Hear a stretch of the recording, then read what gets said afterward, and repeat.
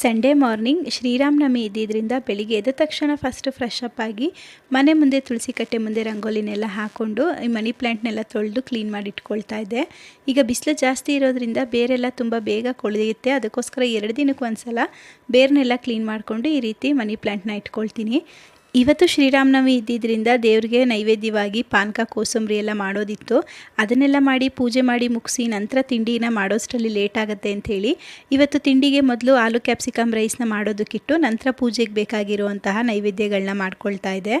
ಈಗ ಮಕ್ಕಳು ಮನೇಲೇ ಇರೋದ್ರಿಂದ ಅವರು ಸ್ಕೂಲ್ ಟೈಮ್ಗೆಲ್ಲ ತಿಂಡಿ ತಿಂದು ಅಭ್ಯಾಸ ಆಗಿರುತ್ತಲ್ಲ, ಅಂದರೆ 8:45 9 ಗಂಟೆಗೆಲ್ಲ.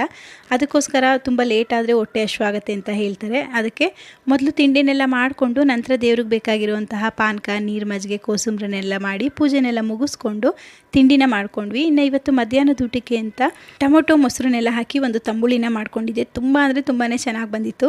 ಇದನ್ನು ಮನೇಲಿ ಎಲ್ಲರಿಗೂ ಫೇವ್ರೇಟ್ ಅಂತಲೇ ಹೇಳ್ಬೋದು. ಇದರದ್ದು ಕಂಪ್ಲೀಟ್ ವ್ಲಾಗನ್ನು ಯೂಟ್ಯೂಬಲ್ಲಿ ಅಪ್ಲೋಡ್ ಮಾಡಿದ್ದೀನಿ. ನಿಮಗೇನಾದ್ರು ಟೈಮು ಇಂಟ್ರೆಸ್ಟ್ ಇದ್ದರೆ ಒಂದ್ಸಲ ಹೋಗಿ ಚೆಕ್ಔಟ್ ಮಾಡಿ.